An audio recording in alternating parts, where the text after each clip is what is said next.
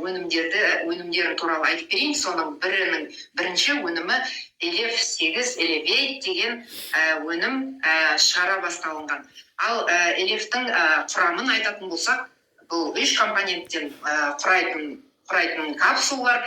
Бірінші компоненті толық тағамдық қорек, және оның ішінде сәбіз, алма, алмұрт, шие, өрік, черника, шпинат, брокколи деген супер адаптогендер бар екенін де айта кетейін. Кардицепс деген жоғарғы сұрыптағы саңырауқұлақтардың біріне жататын, чага, гуарана деген. Ал үшінші құрамы оның табиғи энергетиктер, яғни жасыл кофе, бакоко мане, ерба мате деген тағы да басқа кереметтей табиғи энергетиктер бар екен. Ал бұл LF8 деген біздің таңғы тағамымыз болып саналады, таңғы қорек болып саналады.